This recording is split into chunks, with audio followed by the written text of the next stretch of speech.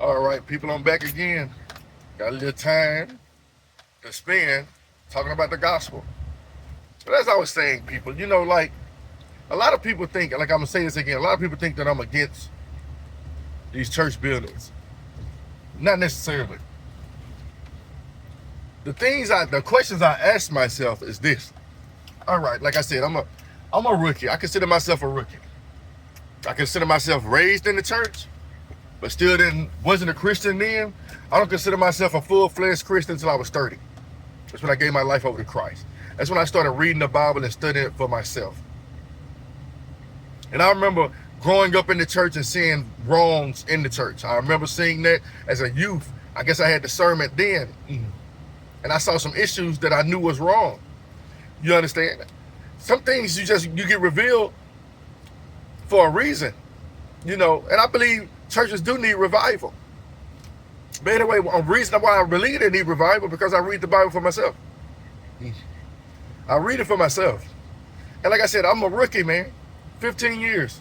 15 years of studying the Bible, in and out of different churches since I found God. And like I don't go looking for errors. People think like, oh, you're not perfect either. Well, you got to think about this something. You got to think about this. You got to ask yourself this question. This place you going to on Sunday supposed to be the model house of God. That's what it's supposed to be. It's supposed to abide in the word, keep the word, preach the word, teach the word, live in it, and act it. You got to ask yourself, think about this. When I first started reading the Bible, one of the first things God revealed to me, and he's still revealing to me today, and I already know you know what I'm finna say, that the Sabbath is not Sunday. So you mean to tell me, a person that's been studying the Bible for 15 years and been skilled studying, because God gave me the word, I couldn't even read the Bible before I found God, he gave me this. Not to toot my own horn, he gave me this knowledge. So you mean to tell me, God revealed this to me? Like he said, I revealed it to babes. He revealed it to me, I was a baby. He revealed it to a baby. And he revealed it to many other people that believe the same exact thing. And then all these other people telling us we're wrong. No, the Sabbath day changed.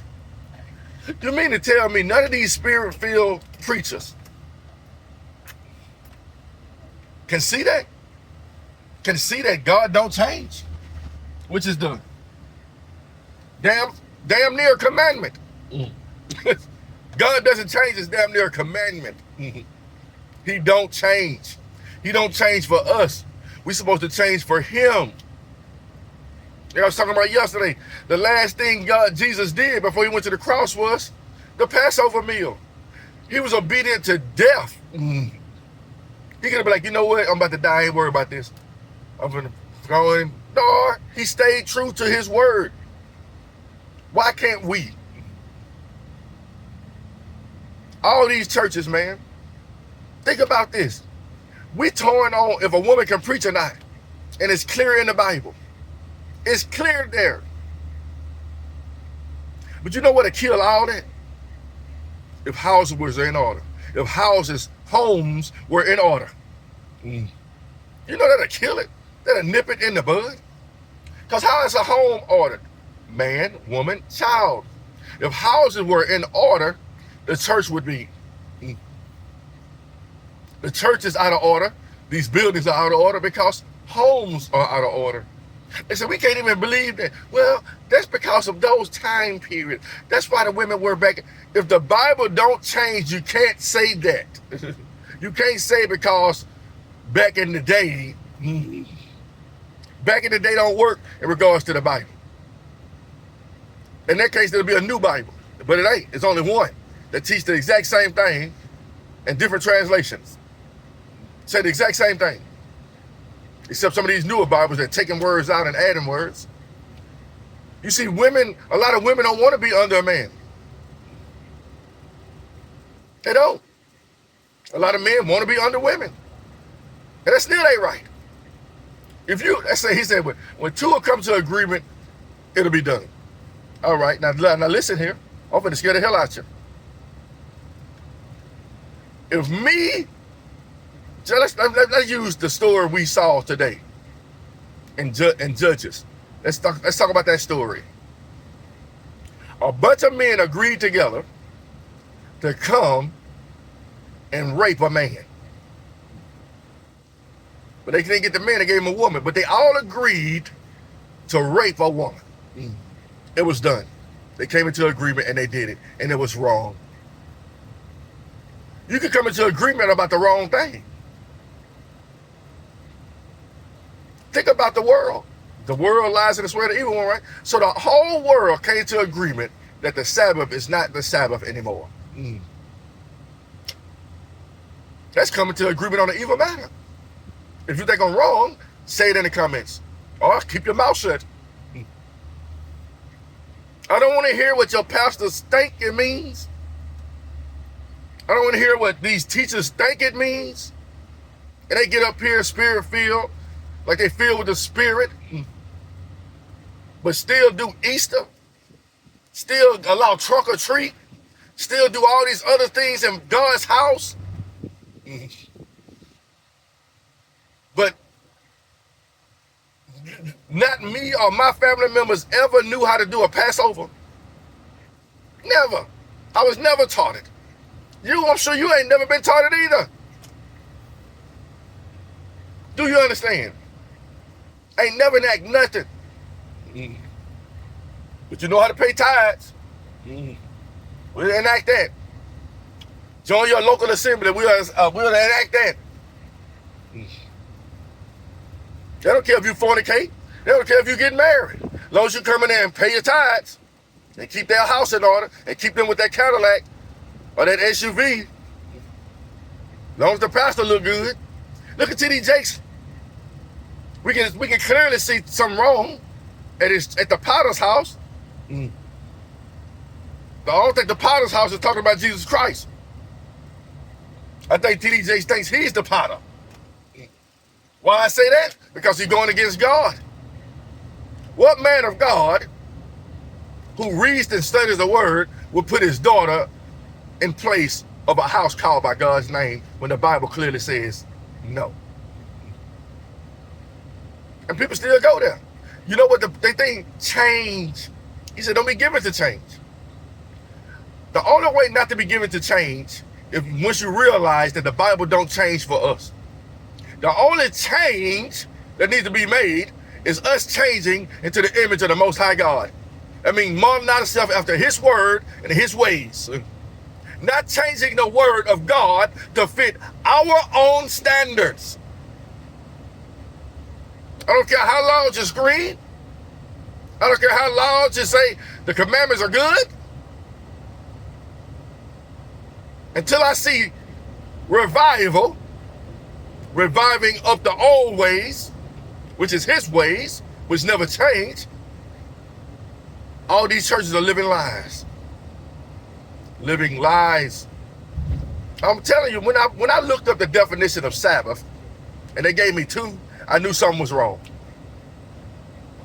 The Christian Sabbath and the Jewish Sabbath. I was like, something is wrong here. So who's right? Both can't be right. Both can't be. Like I said, don't say, hallow my Sabbath, Sabbaths. Say Sabbath. Remember my Sabbath to keep it holy. But these people are led by the Spirit. And people are following these people that supposedly led by the Spirit of God.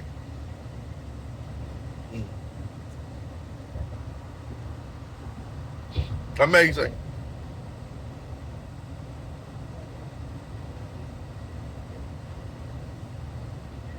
You see, back to what I was saying earlier. When God gave up the ghost, He gave every man, He put authority back under him. Not under me, not under your pastor. He put authority back all under him. By His name will we be saved. Not by Houston McCullum Beard, because he can teach. Not by no other pastor or no other man, woman, or child that walks this earth can save you. You got direct contact to the Most High God. He took authority back. We wanted kings. We wanted this, but no man was perfect enough to do it right. So Jesus was like, I'm finna set things right. I'm in charge. And I'm the head of your life. Not Greater Ebenezer Baptist Church. Not the Assembly of God Church. Not Geno Jennings Church. Not Philip Anthony Mental Church. Not Charles Stanley's church. Not Billy Graham's church. It's God's church. And we are the church. Read Hebrews. We got one high priest. One. He's up there. He's the head of the church. He's the head man in charge. The head honcho. Not your pastor. Especially a pastor that can't even abide in his words. Yeah, I'm angry. Because I read the same words you do. Pastor, teacher, preacher, whatever you want, bishop, whatever you want to call your damn self, theologian, whatever you want to call yourself. You must not be reading biblical theology, because there's only one way. So why are we doing multiple ways? And then they're trying to tell you, well, don't worry about all these different denominations and stuff. So don't worry about lawlessness. Don't worry about people doing things their way. In that case, I might well go back to Judges' days. Let me set up a church and do what I want to do. Have strippers on the pole. That's how we worship God. Since things, we got strippers here that'll keep the men attention and women. Because y'all also, we live in a sodomite world. A Sodom and Gomorrah world. Everything seems to go now. You know, how can you say transgender is wrong when you sit up there and say the Sabbath is not the Sabbath anymore? Who's going to listen to you? Not somebody who knows the sense, know the truth, I mean. Not a man or a woman that knows the truth. You can't unclose your eyes. You can't. Once they open, they open. You know, I always tell people I wanted to be in the church. I wanted to be a preacher. I read the word. I want to be a preacher. I want to be in the pulpit. I used to always get this dream. You ain't ready. I used to tell people the dream. They be like, man, that ain't nothing but the devil. I come to find out it wasn't the devil. It was God. I might be ready now. But am I ready to join one of those? Join forces with the enemy? No, I'm not. I'm ready to worship God in all honesty and all truth. Spread the gospel instant, in and out season. Not trying to wait till Sunday to make me feel good about myself. Not to be a part of a church to make me feel like I'm good about myself. No, no, no, no. No.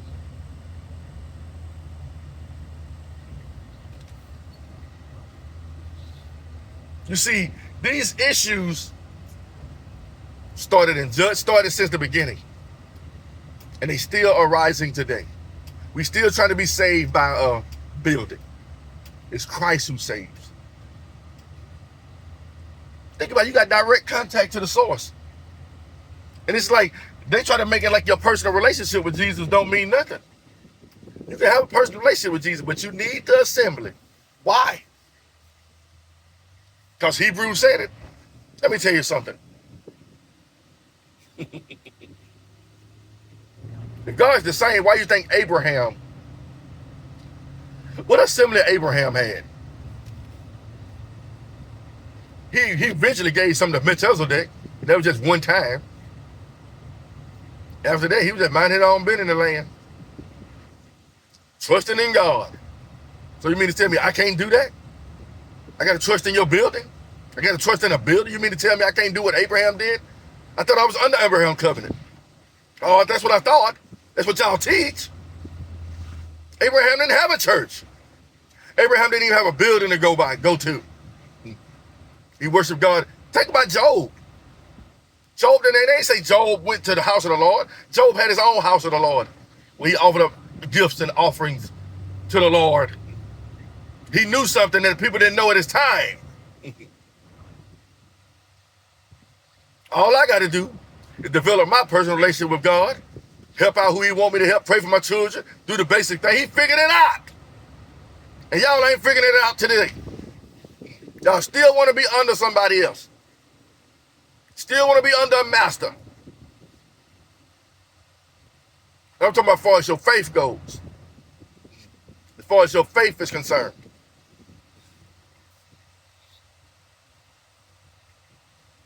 Well, if we can just do what we want, y'all should have no problem with Kirk Franklin twerking on the stage. Y'all should, it shouldn't even bother you.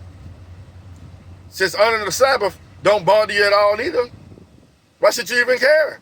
Why should you worry about what Kirk Franklin's doing? Or T.D. Jakes? Or anybody else? Joel Osteen? You're not obedient either.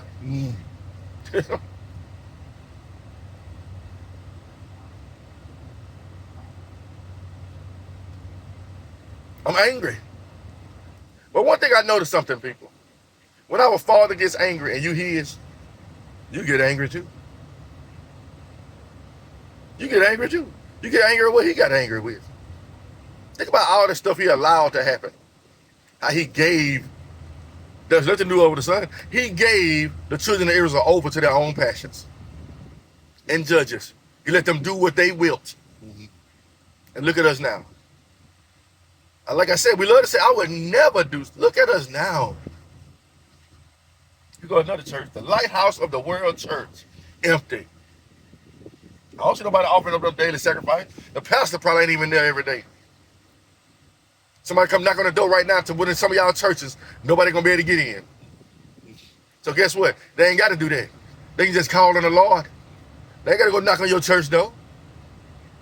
They don't. They don't, because you're not gonna be there today.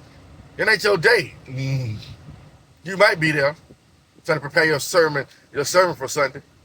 You might be there today. You might be. I doubt it. One thing I do respect about the Catholics, at least they got somebody on duty all day. You want somebody to pay their tithes and offerings, make sure the building have lights and power, but nobody ain't never at the building. Some of them maybe, but not the majority. No, nobody ain't there.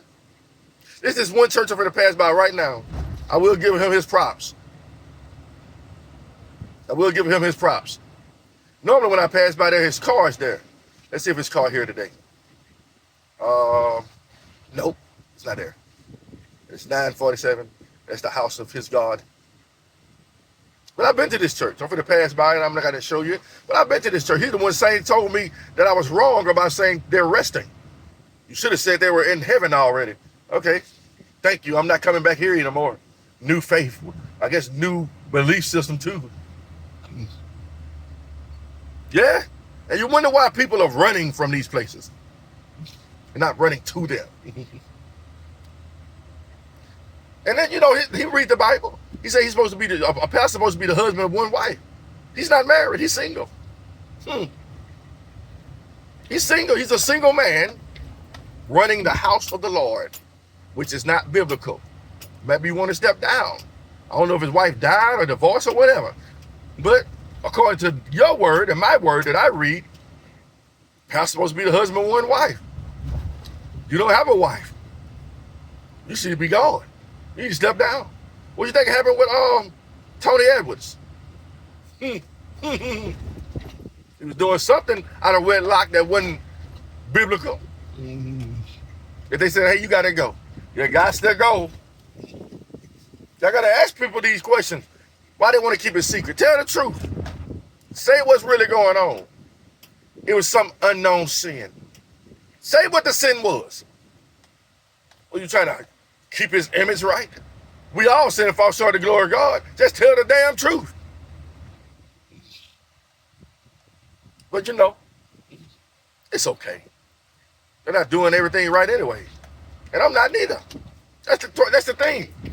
But if I'm not doing everything right, and I'm trying to go to a place that's not doing everything right, what the hell I need to go for? If they ain't even trying to line up with the word of God, they ain't trying to enact his ways in their life, why should I go? Make me understand that. Be not unequally yoked with none together with non-believers.